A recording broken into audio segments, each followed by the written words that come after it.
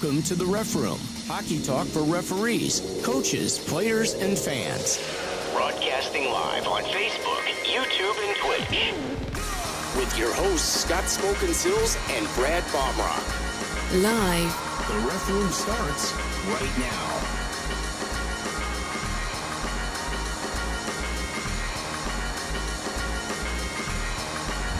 And now your host.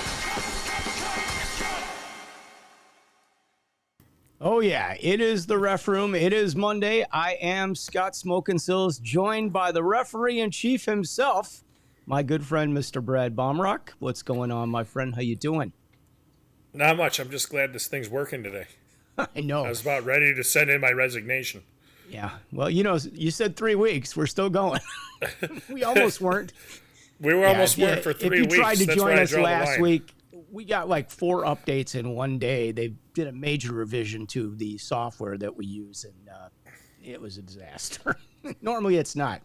And, you know, leave it to me. I run beta, but I couldn't even get the real program to work last week. So there were some changes, and the guys that run this software company are amazing.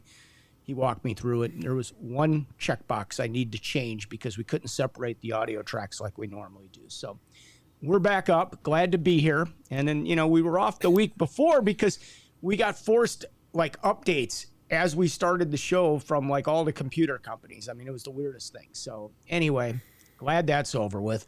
We have a lot to catch up on because, you know, I finally registered, okay? So, you know, I'm a good boy. I registered, and I got something to say about that. So we're gonna have a little discussion about registration, and I don't have a problem, like no closed book test. I'm happy. Looked at the open book test. I'm pretty happy. So I had like a half hour to kill. I'm like, oh, Safe Sport should take me 25 minutes. I think I'm going to knock this out. Going. Half hour passes. Still got a long way to go here. An hour passes. Like, I can't do any more of this at one sitting. I still have more than half left. Like, I thought it was a 25-minute refresher course.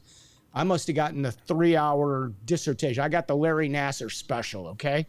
So that I wasn't crazy about. But what are you going to do? I mean, we're back to hockey. We got seminars going on like crazy.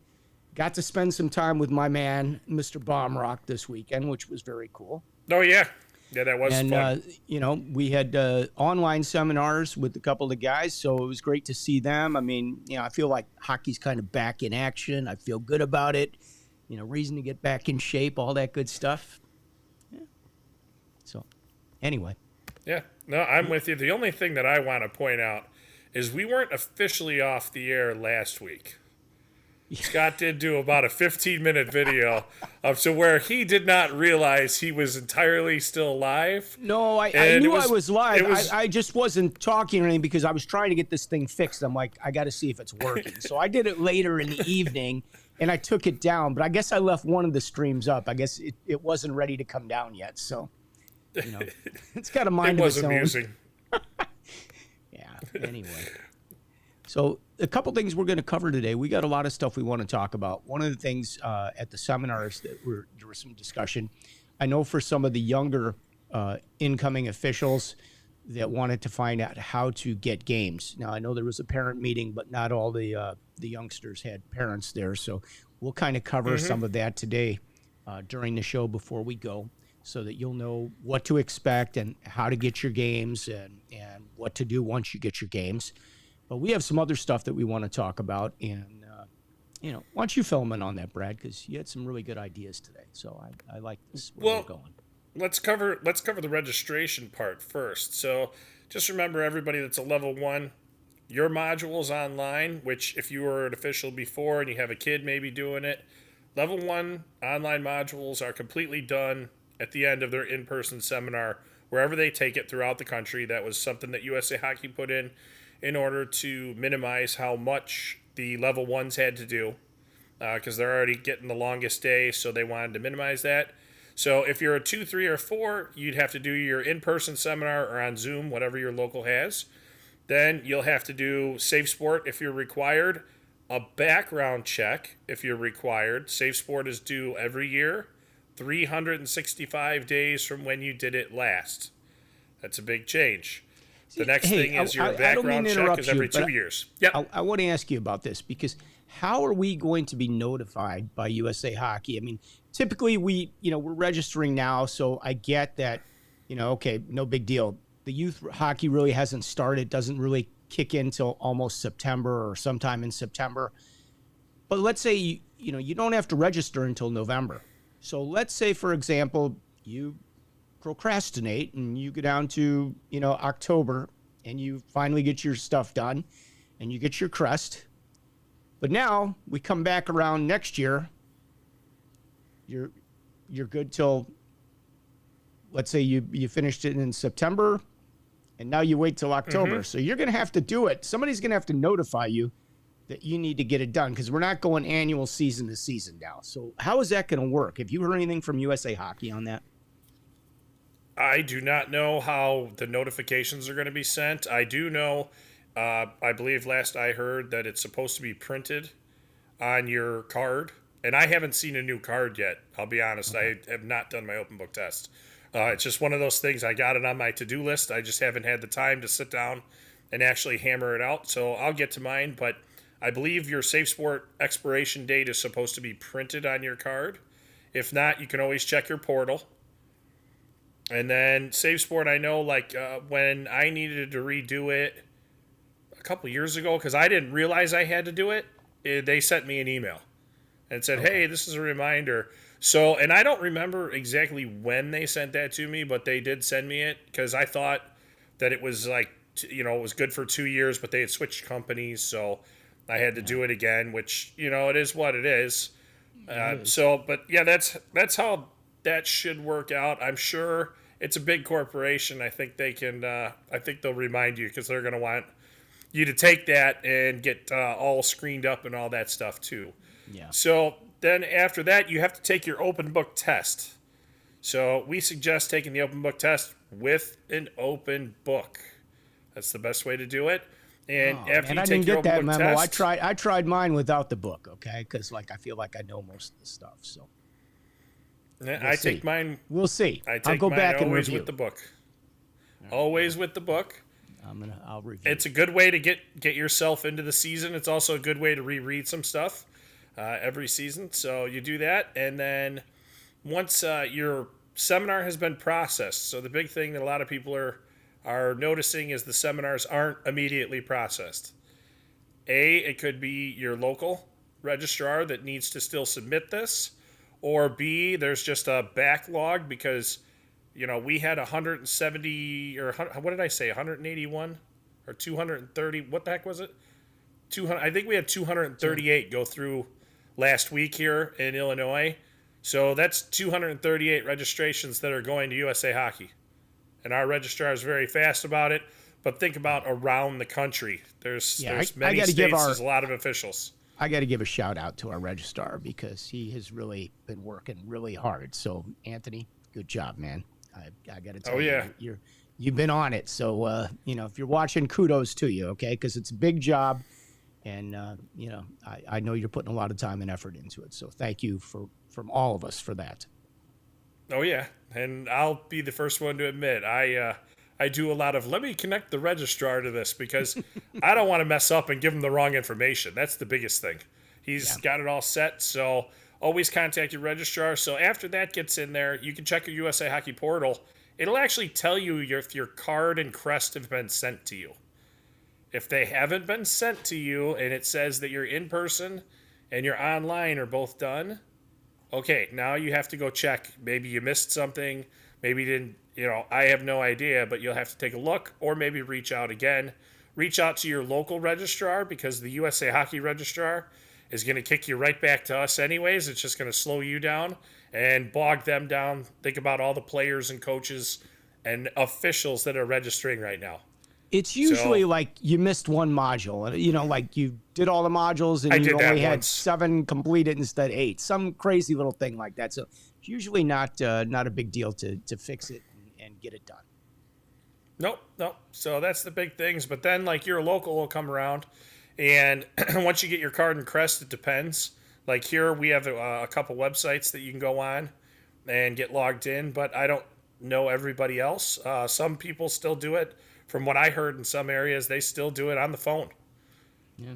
So Yeah, I've heard some areas are like, got to get a hold of that. Like twice a year they have a meeting, they schedule all their games, everybody's done. You know, you got to be prepared for that one. So especially if you're a newer official coming in, then you're kind of going to get the crumbs that are left over from guys that like, oh yeah, I had scheduled that, but you know, I got a work plan or something changed and I can't get there. So it's a little tougher. Like we're very fortunate here in Illinois or the Chicagoland area because, you know, you can schedule pretty far in advance or you can schedule like the day before. That week. Yes. Yep. There's no problem. We got guys that can do it things. both ways here. So yeah, lots of games to be had if you're in the Chicagoland area. So that is the beauty of being an official here in Chicago. We get a lot of work. We do. Yeah. So it's a good thing. I skated a few times last week, man. It felt so good to be out there, and boy, we had some good hockey. So it was a real pleasure to see. I don't know if I'll even see that good hockey during the whole season. That's how good these guys were. I mean, they're all you know, all college players from all over the country. So I mean, they were all AAA players that were playing juniors. Really good. So that was a real treat, I got to say. No complaints, no issues. Sometimes during the spring. Yeah, I mean, In late summer, there's some interesting skates that are fun. There really are. So anyway, it was nice to see all the people at the seminar. We got a lot of young, new officials, all hungry and enthusiastic, and I just got to give them some credit because they worked really hard out on the ice, and you know, it was fun to watch them even improving just as we were there, you know, working with them for an hour and a half, whatever that was on the ice. You could see improvement happening, and that's really kind of cool. So, you know, the next step for all those people that are new level ones and you get your games, you know, you want to get a mentor right away. So you want to get your mentor so they can come out there and help you and get you started on a better path. If it's available in your area. Yeah. If it's available in your area, I would highly suggest it. I don't think people not taking advantage of that program that's set up, if your area offers it, it just seems like a waste to not try and take advantage of it, in my mind. I never got a mentor. I started on my own, but, you know, I went there thinking I was going to be doing men's league anyway, so I didn't know I was going to be doing youth hockey. And it's a learning experience, man. I overskated those games so badly, position-wise, it was horrible. Like, I was trying to keep up with play. You know, it's not how it works. So get yourself a mentor. Do the right thing. Get off to a good start. That's all I can say. Yep. And then the biggest thing I always say in seminars is if you're at a rink, there's a lot of officials at that rink. You know, they might not be working on the same rink as you, or they're working a game before or after. You can ask them questions. The officiating community loves to talk about it, and they'll give you the right advice. Yep. Hey, I mean, if you're at a game or you see a game and you're in the rink and you're a new official, knock on the ref room door. I don't think anybody would be offended by it. Knock before you enter. Yeah, but knock. Just tell ask. them, hey, I'm a new official. I got a couple questions. I'm sure they'd be more than happy to step out and help you and answer those questions and spend time if necessary. It's a very giving community. And the other thing I would recommend for any of the newer officials, and I can't tell you how much I think this would make a difference for you. If you can see a game in progress with a couple of upper level officials working to kind of see where they position themselves, and if you actually are like watching the linesmen or the referees and you see how they skate, where they skate, what they look like, how they conduct themselves, I think that would be a really, really crucial thing for you to do if you want to improve quickly and you're taking this seriously. No, I agree with you 100%. So, you know, schedule an hour or two to go to one of the rinks, especially if you know there's a game or maybe you got a friend that plays on a higher level team or something, and you can go over and watch some of that game and watch a couple guys that are experienced officials, how they do things, and it's you'll learn a lot. I know I watched a couple of our schedulers one day. You know, I never could figure certain things out, and then I went and watched a couple of the schedulers because they're more in my age group, and I was like, interesting. I learned a lot. I learned a lot. Keep your feet moving, number one. That's a good tip right there. Keep your feet moving. You don't want to be standing still, okay? You get run over. Anyway, that's my tip for the day. All right. Yep. So we were going to cover some other stuff today. We wanted to talk about, well, you tell them, Brad. I talk enough. So the one thing is I've only had it happen once in my officiating career. That's 24 years. So it's pretty. It seems to be pretty small in occurrences. The one thing we wanted to talk about is if a parent or fan comes out on the ice during the game. So what's the first thing you think we should do, Scott? Get them off the ice as fast as possible, unless you ask them, are you a doctor or a trained medical professional? Well, why are they coming out on the ice during play? Well, they might be, not during play. I'm thinking just coming on the ice. I mean, they could come out during We're saying coming on the ice. Coming out on the ice, man, we need to get What's them the off first there. thing? We need to get out of the way, and we need to get them off there. So, Well, I would shut down play. I would shut down play first. Oh, you're assuming play is still continuing. I'm assuming the play has stopped. So, okay. I'm saying play is going on. Let's start there. If somebody's coming out with play going on, yeah, you better shut it down. Like real fast. It happens. Yeah. It happens. And you might want to So- keep an eye on the players for their safety to make sure somebody's not doing something stupid. Yep, I direct the players to an area away from that person.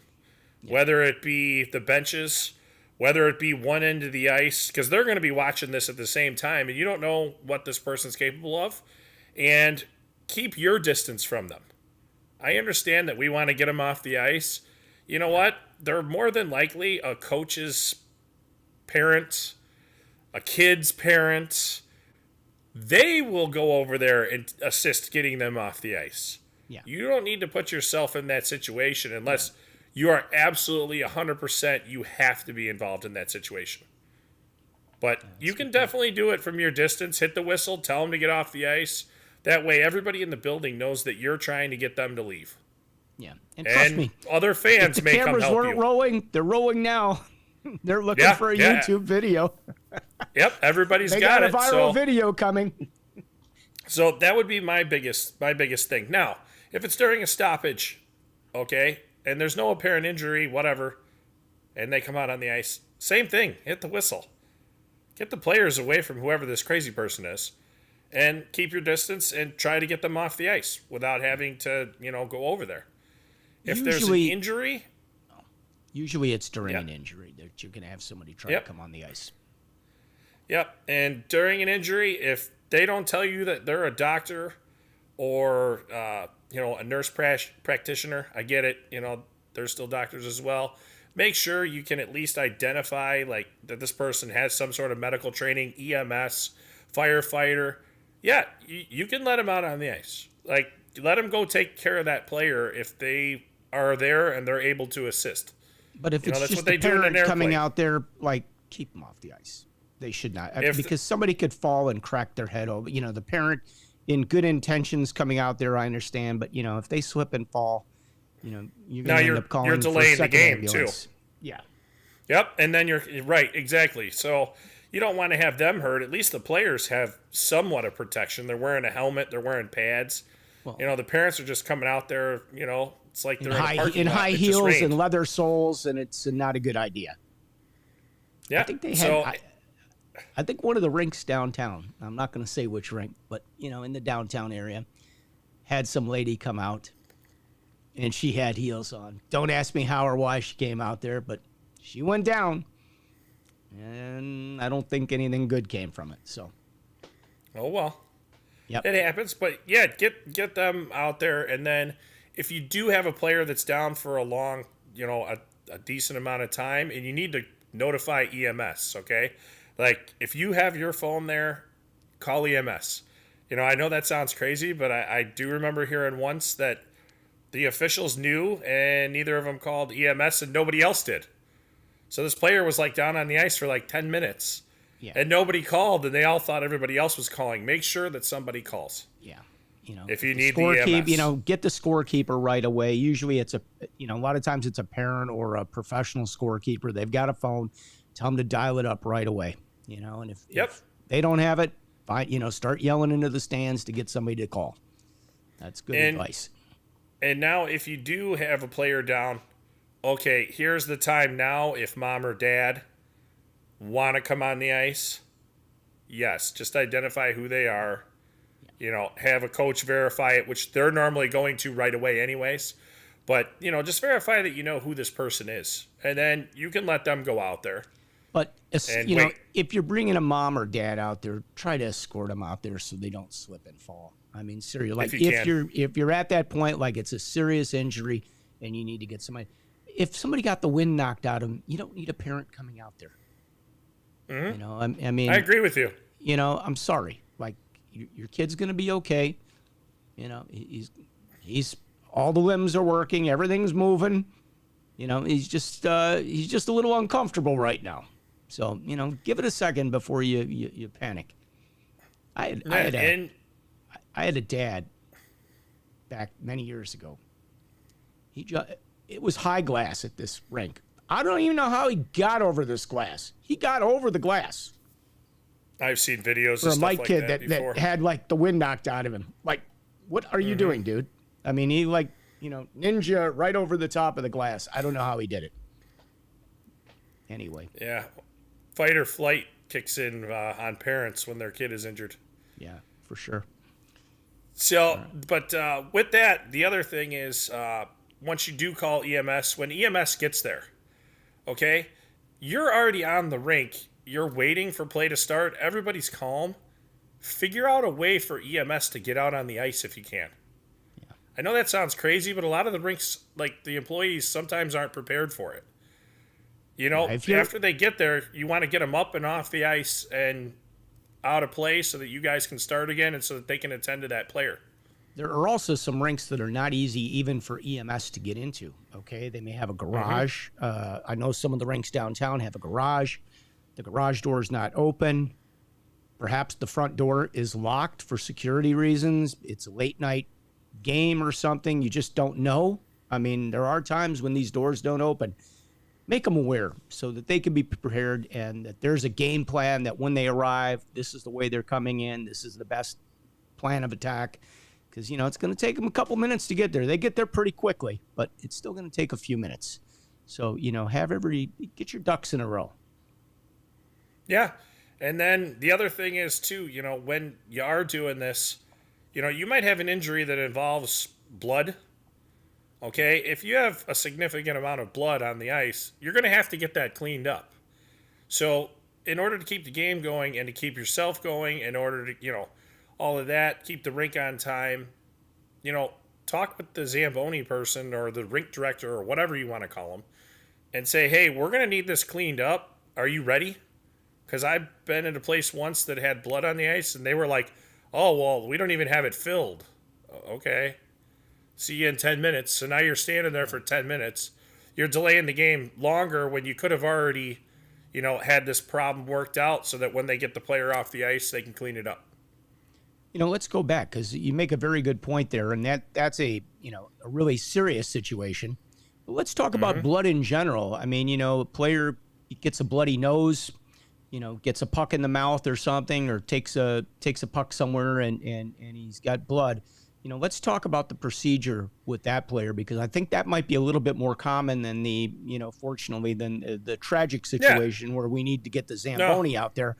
But, there are occasions, even in the warm-up, you might not have even seen anything. Next thing you're skating around, you're like, where did this blood? There's like drops of blood on the ice over here. What happened? So let's talk about that a little. The face is an excellent bleeder, let me tell you. So you can have a pretty minor injury and really produce a lot of blood. So it does happen. They might not be that serious, but it does have a lot there. So we need to get it at least scraped up so that it's not, in the area. A, it looks crazy. B, it's going to dye the ice after they cut the ice the next time. So I know that doesn't sound like it's any of our concern, but do you really want to be looking at blood for the next 3 weeks at the arena that you go to? Because I've seen it before.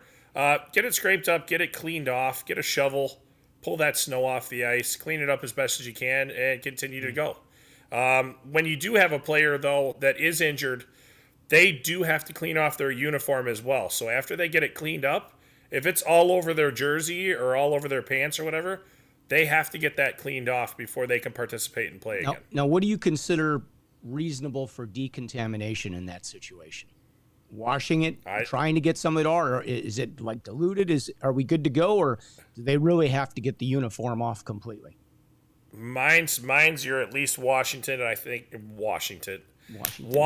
the best that you can in that situation. If you've diluted it, you've probably cleaned it mostly up.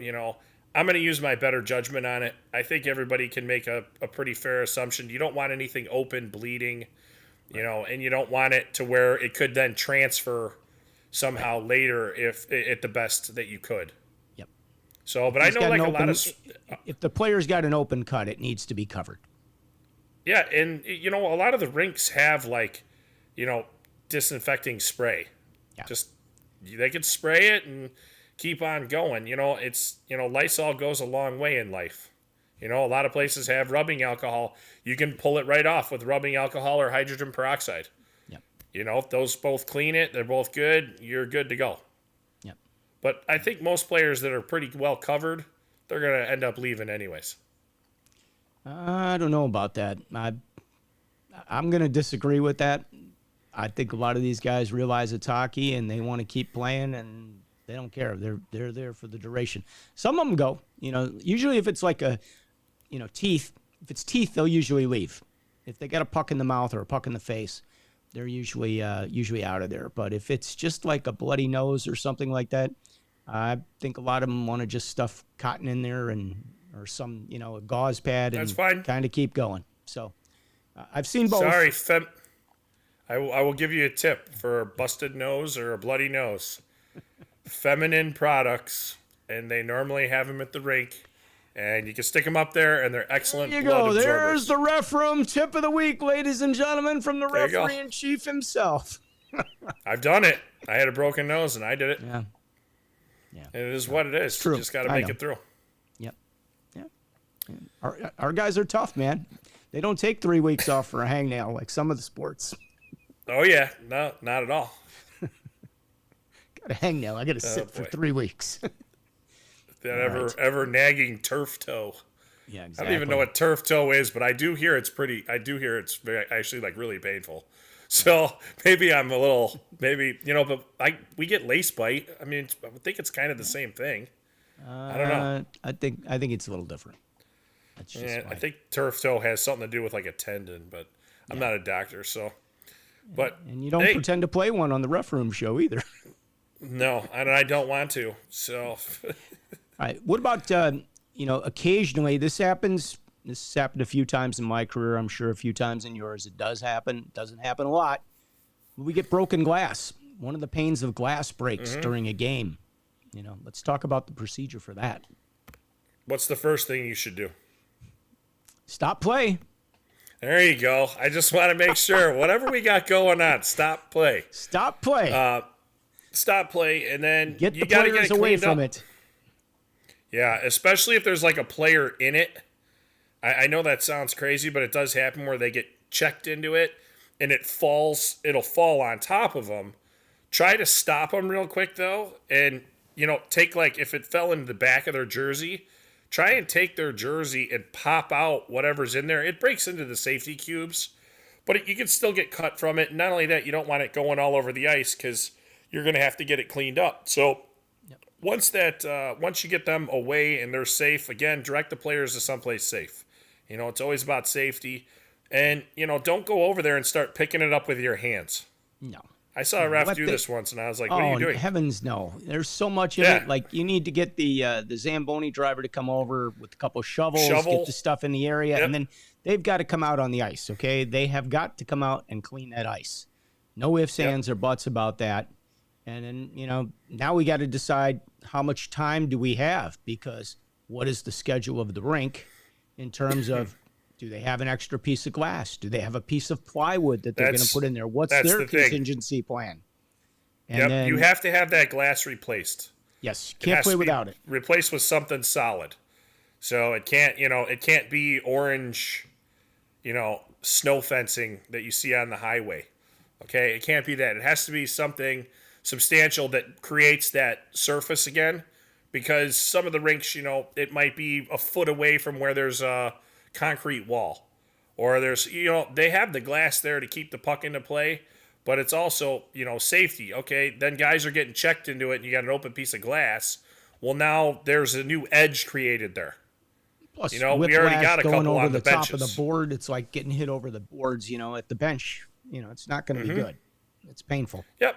So it You has get to be a stanchion, replaced. so. Yeah, they can rip a piece of drywall. I can't talk today. Piece of plywood, and put it in there, but it doesn't have to be as tall. If it's 4 feet tall and the glass is 6 feet tall, yeah, that's going to be acceptable. It's above their head. Yeah. That's what the 4-foot glass would be. Again, use your better judgment on stuff like this. I know it sounds crazy that we say that, but sometimes that's the best thing you can do. Always revert back to common sense.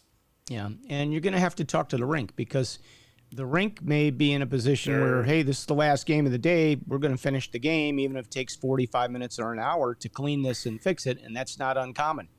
I think that's a pretty reasonable assumption that you're going to have at least 45-minute delay to get that cleaned up and get something in there and get going again. So now it comes down to the rink saying, well, no, we've got games after this. We're booked solid. So, you guys are done. Okay. The game is suspended, then, the game is suspended. It's not forfeited. It's nothing else. And it's an incident report. So talk about the report that you'd need to fill out in that situation and what happens with the teams. So what you would do first is, after the game has been deemed that it's going to be suspended, first things first, go cross out everything on the score sheet, write down what the score was, what the reason the game was suspended for, what period it was in, and how much time was remaining in that period.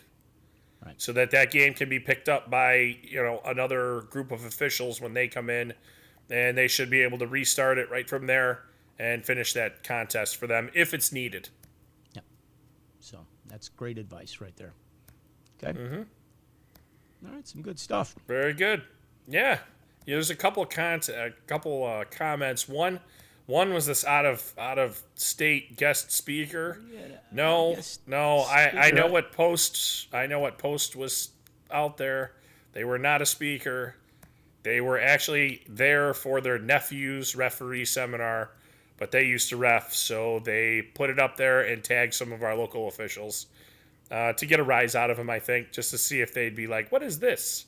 Yeah. So, but that's what that was all about. Jameson checking in. Jameson says he put a YouTube link up there. I have a feeling that's probably for a parent or somebody coming out on the ice. I bet you it's a parent or something. Or somebody else that shouldn't be on the ice coming out there. And Karen said, when you have that problem, like with a serious injury, notify the front desk that 911 is coming. Yep, all good advice. Thank you for that, Karen. Appreciate it. And Karen's a trainer, so she knows what to do. That's the other thing. If you've got a trainer in the building or, a doctor, ask.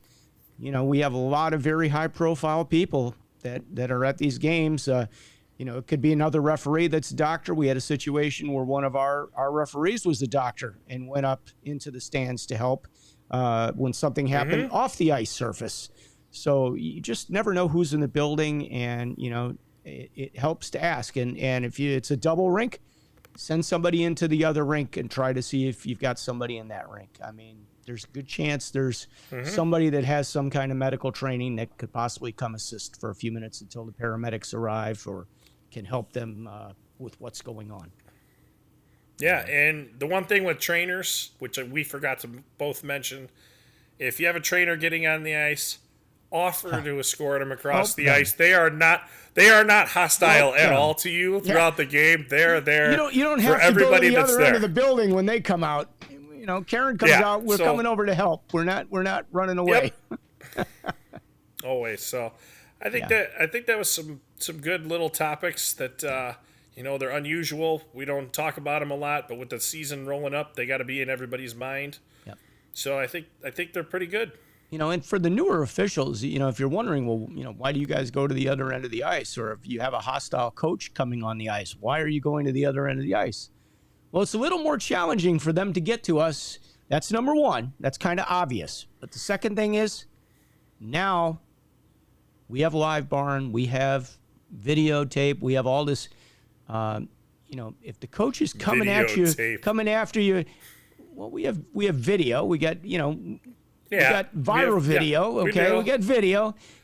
All right, we got somebody with an iPad up in the stands recording the thing. All right, but the bottom line is, let me go get my VHS. If you go over to the other side and the coach is coming to find you, they're going to know that he just didn't happen to be coming out on the ice for another reason. He knows there's a reason why he's chasing after you.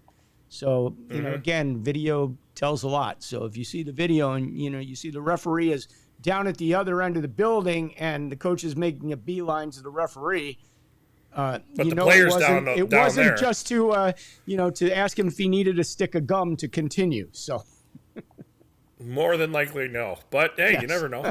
Would you like a stick of gum? Would you like a breath mint?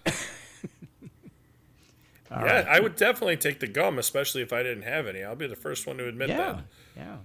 I can skate and chew gum. This is talent we're talking about. All right, Karen has another comment here. What does Karen have to say? Parents aren't always helpful in an injury situation. Yeah, I agree with that. We prefer them off the ice. Let us do our job. No trainer. Let the coach go out. Yep. I think we pointed that out. We will do everything to try to keep the parents off the ice. But, if it's something that's been going on, let's say, God forbid, you get a broken bone or something and they're out there for a little while waiting for, 911 to come. And everybody has already been out there and done their due diligence of what they need to do. And the parent's going to come out, help them out there just so they can be with their child at that time, in their time of need or whatever. Yeah. The parents probably need it more than the child does or the player, but that's true. It works. But, it's probably more comforting for the parent to see, little Johnny's moving all his limbs and, he's talking and everything else is good. So, he's got a hockey injury and, they'll get through it. So that's just the way it goes. All right. Mm-hmm. All right. So we had, I got my rant in today. I got my rant in about the length of the one course we have to take. So that was good. So we didn't talk about NHL. We didn't talk about the Blackhawks today. So I guess a couple things have happened. Let's keep that for next week. Well, no. All right, World Juniors are going on, okay? I don't know if anybody's watching World Juniors. I haven't had a chance to see them yet, but I guess the Hawks have 5 players in there. So good for the Hawks. They got 5 guys at the World Juniors because guess what? They're a youth team now. With the exception of Taves and Kane, they are a youth team. So I guess that's what we have to look forward to is our up-and-coming future players are all at the World Juniors competing, and we'll see how they do from there, right? So that's what we have to look forward to. That, and I heard, and we didn't talk about it because we were off for the 2 weeks, but I guess the Blackhawks are going to play a game up in Milwaukee, an actual NHL league game against Minnesota. So they're going to hope that they can get a big crowd by going into, I guess, the Admirals building. Neutral sites. Where so that's kind of like a home away from home game, I think is what they called it.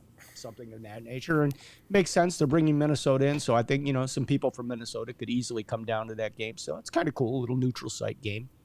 But it is technically one of the Blackhawks home games. I like the idea. I didn't hear this. Yeah. It's it was a couple of weeks ago. I think we were going to talk about that, and internet shut us down. So so we didn't get to that. Yeah, well, all right. What else? We were good today. Yeah. What else you want to cover? I mean, it's been an exciting time with all the seminars going on. I know that you're working like a crazy guy. Brad has been busy, and kudos to him. He's given some people chances to step up and help out. So, for all of our veteran officials, if you want to give back, reach out to Brad. He's been using some new people for ice and for seminars and everything else, and hopefully that's going really well. And we are a give back community. We all love hockey, and this is the game we love. And for us to be able to give back to it and see some new people grow and get better at what they want to do, or that they can help the sport someday, I think that's very cool. So hats off to you. Yep. Thank you. I mean, it's a lot of work, but everybody else is doing the work for us now. It's just putting it all together. So thanks to anybody that volunteers their time anywhere for these seminars, because it is a lot, and I know how much of a demand it is for that day, and to get ready and to get yourself motivated for it. And so I think everybody in every area that you run a seminar for is appreciative. So at least I hope. All right. Anything else you want to cover before we kind of wrap things up? This is still our summer edition. We haven't, gone into the full season yet. We're getting close. I mean, hard to believe we're already in mid-August. I mean, lots of people like that I've been bugging for stuff. Oh, I got tryouts. I got this going on. I got these calls. I'm like, oh boy, they're all busy too. So, yeah. All right, we'll keep banging on some doors for people and see what happens. Yeah. All right. Well, with that being said, we're going to wrap things up. So thank you all for joining us. Oh, wait a second. We have a special guest that just popped in here with a comment. John Dunn, who heads up, he is our IHOA liaison and runs the AHI board for hockey here in Illinois. What's his formal title? He's the AHI. He's the supervisor of officials. So he's on the AHI board on the official side, and then the referee in chief, that's me. I'm the liaison between AHI. So basically, me and John work hand in hand together on a lot of things. Yeah. So the two of us like to, email, text, call each other. We're very well in contact. Let's put it that way. And we John's an official too. For those of you that don't know it, does. John is a referee as well for a long time. And he was. So that's his commitment. And he was referee in chief. Yep. And he was referee in chief, and he also was the AHI president. Yeah. Hey, John, it's time to get you back on the show, my friend. So, please let us know if you're willing to come back, because the season is getting started pretty soon, and love to talk to you about some of the upcoming. We got some new teams that are coming on board. I think we got a new rink that's opening up this season. So lots of stuff going on. We'd love to chat it up with you. So let us know when you're available. I think everybody would love to have you on so they can ask some questions. So, all right, look like you wanted to. Looks like you wanted to say something, Brad. All good. We're done. No. Well, other than Karen did point out, John's the AHI executive director for the board now for AHI. I always forget that because he's been doing everything else so long. Yeah. Oh, and then we got a jokester. Look at this. Comments. Oh, the stream works. It's a miracle, isn't it? The modern technology that we have. It's about time. And it's not just Scott sitting here by himself. Yeah. I know you guys miss us. I know. I mean, we missed you guys. So it's great that we're back up here and rocking and rolling. I didn't feel bad because, it's summer. I get it. Everybody's outside doing stuff, but I know you guys like to watch the reruns. And, for all you that are out there, don't forget to check us out. We have the channel, refroom.com, not refroom.com, youtube.com/c/refroom. There you go. youtube.com/c/refroom. And it's on Mondays, not Wednesdays, Scott. Yeah, I know. Just pointing that out. I finally figured that out. Like now I'm more comfortable coming on saying it's Monday evening. I liked Wednesday. For some reason, I just liked the All right, time to change the show. Yeah, there you go. All right. What? Michael change the show. That's it. Yeah. What's the new rink? Well, one of the new rinks that we have coming on board, Orbit, has a second sheet that's coming up in a different building. So I know they've been working on it, and I don't know if it's opening November or later, but they're in the process of building out a second sheet on it. It's in the same complex area. It's not connected to the building, so it's actually like down a building or two in the parking lot. Isn't it like behind or something? Yeah, and it's like behind it. I think when I looked at the plants. Yep. So there's going to be a second sheet over there. So I don't know. There's also there's rumblings. Put in a second sheet. What's that? I didn't hear you. I think McFetridge put in a second sheet, didn't they? Well, McFetridge put in it's right by your house. You should know. Not anymore. But yeah, they put in a studio rink. So Oh, okay. and I thought you they were know, putting in a full size. I'm not sure. So I heard somebody say, so I don't want to start a rumor, but I'm not sure if that second sheet is still up over there. I think they were having some stuff going on. I don't know if that's true or not. So if somebody does go to McFetrich and you've been there recently, I'd love to hear from you, because I had heard something about that, and I certainly wouldn't want to create a misinformation or a rumor. But somebody said that, I don't know if there was something going on with the compressor over there or not. I know they had opened up that second sheet and everything was rocking and rolling. And I don't know where McFetrich stands at that point as far as that goes. I do know that there's rumblings now. I've heard that possibly Fifth Third they've acquired that other property that was next to the arena that belonged to Rush Presbyterian. They were supposed to put up a big medical training center, and I guess they had 5 years to do it, and they didn't hit their 5 years. So my understanding is that property may be the Blackhawks now. So there's talk that they might decide to put up another sheet there or something else. I don't know. I mean, nothing happening right now, but there's certainly some rumors flying around about that. And, my gosh, they've done such a great job down there with that facility that I could see them putting in another sheet. I mean, they really do a great job. I don't think we have any rinks that I know in the area, and we have some great rinks that have the, what they've got going on down there.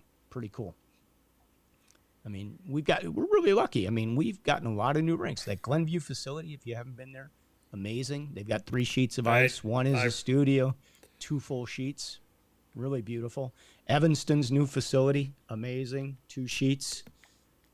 So, we're very fortunate here in Chicago to have all these wonderful rinks and the number of sheets of ice that we have available. So, all right. With that, we are going to leave you. We will see you next Monday, 5:30 p.m. Any closing thoughts there, Brad? Nope, I'm good. Just have a good week. Everybody get ready, because the games are going to be flying out here very shortly. Well, that's for sure. All right. So on behalf of the Ref Room, we will see you next Monday at 5:30 right here. I am Scott Smokin' Sills and Brad Baumrock. If you'd like to support the channel, you can go to buymeacoffee.com/refroom. Buymeacoffee.com/refroom. We would appreciate some caffeine. We always do. And that kind of helps keep us going here. So we will see you guys next week. Have a good one, everybody. Brad, peace out, buddy.